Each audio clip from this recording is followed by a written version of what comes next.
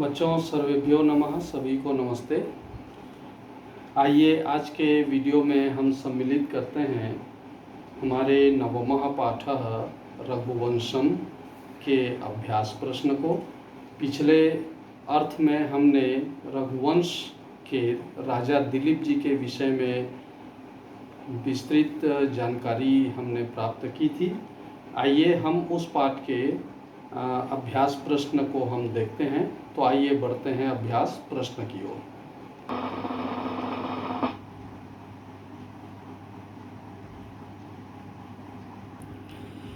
तो आइए बच्चों, हम बढ़ते हैं अभ्यास प्रश्न की ओर। अभ्यास प्रश्न की ओर बढ़ें उससे पहले मैं पाठ में आए हुए शब्दार्थों की ओर लेकर चलता हूं आपको।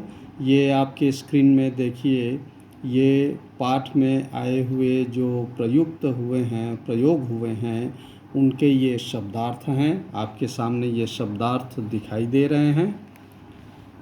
इन शब्दार्थों को आप देखिए और इन्हें समझकर अपने कॉपी में इसे नोट करिएगा।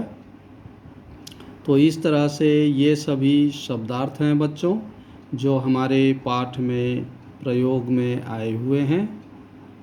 इस तरह हमने पूरे शब्दार्थ को देख लिया और अब आइए हम बढ़ते हैं हमारे अभ्यास प्रश्न की ओर। जी हाँ, तो ये पहले अभ्यास में देखिए हमारा ये अभ्यास शुरू होता है। ये पहले अभ्यास में दिया अधोलिखितानां प्रश्नानां उत्तराणि संस्कृत भाषायां लिखत। यहाँ पर क, ख, ग, घ, अंग ये 5 प्रश्न दिए हुए हैं। इन प्रश्नों के उत्तर ये साइड में मैंने लिख दिया हुआ है और यहाँ पर जो प्रश्नवाचक शब्द है उसके नीचे मैंने अंडरलाइन किया है। इनके स्थान पर ये जो मैंने आगे लिखा है इसे जोड़ने से ये इसका उत्तर बनता है। अब देखिए, क में जैसे महिक्षिताम आद्यः कः आसीत्, ये कः माने कौन, उसके जगह में हम लिखेंगे वैवस्वतो मनुः आसीत्। तो ये उत्तर हमारा बन जाएगा महिक्षिताम आद्यः वैवस्वतो मनुः आसीत्। ये जो अंडरलाइन है इनको हटाकर इनके जगह में आगे जो मैंने लिखा है इसको लिखने से वो उत्तर बनेगा। तो इसी तरह बच्चों ये देखिए क, ख, ग, घ, अंग, इन सब के सामने में ये मैंने उसका उत्तर लिखा हुआ है। यहाँ पर जैसे सेकेंड में कह के जगह में हम दिलीपः प्रसूतः लिखेंगे, ये उसका उत्तर बन जाएगा। तीसरे में किमर्थम दिया हुआ है, उसके जगह में हम लिख देंगे भूत्यर्थम गृहीतवान, तो ये उसका उत्तर बनेगा।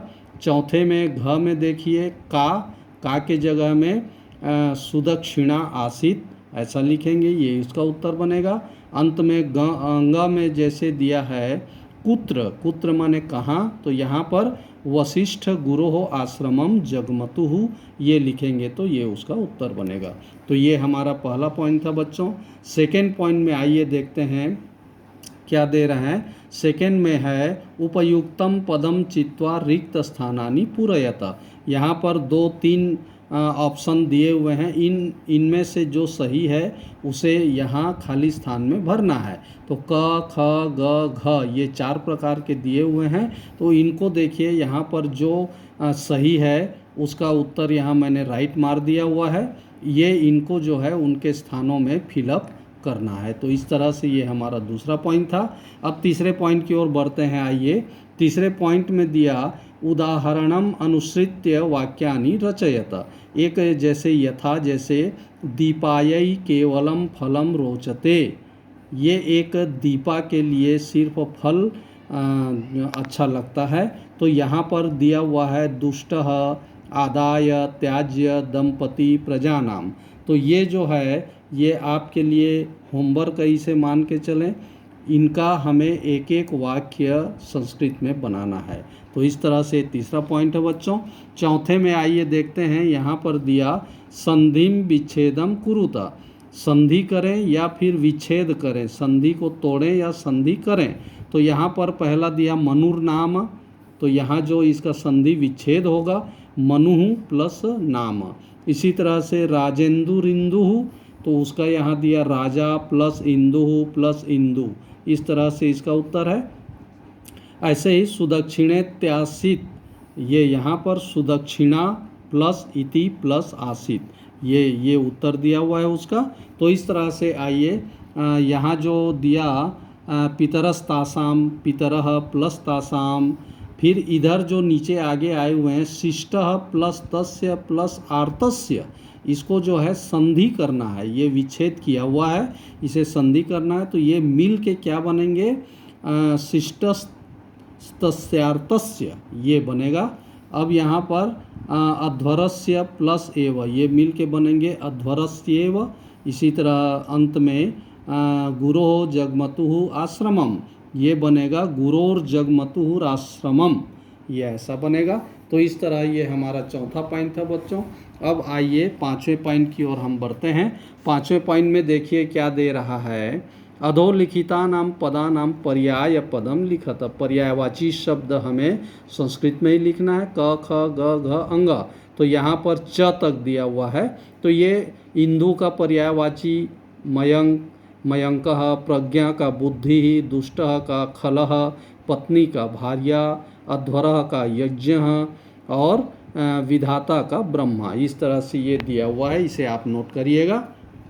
अब अंत में आइए, यहाँ पर छठवें में दिया श्लोका नाम भावार्थम मातृभाषायाम लिखत, ये योग्यता विस्तार के अंतर्गत ये दिया हुआ है बच्चों। तो इसे आप देखिए, मैं आपके स्क्रीन में पूरा दिखा रहा हूँ।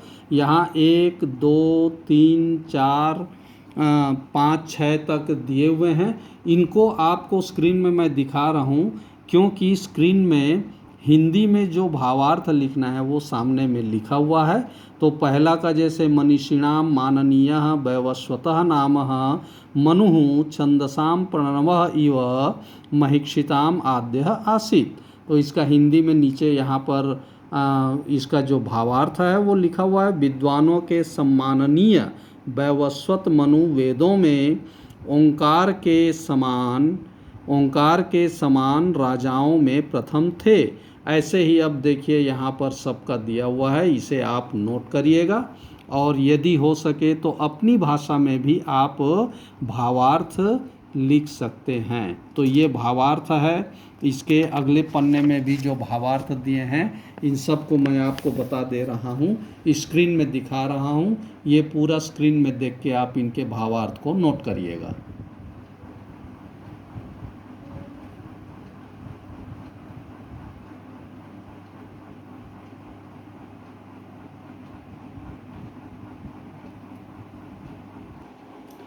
तो हमने देखा बच्चों, पूरे अभ्यास प्रश्नों को हमने पूरे क्लियर कर लिया, पूरी तरह से उसे हमने हल कर लिया।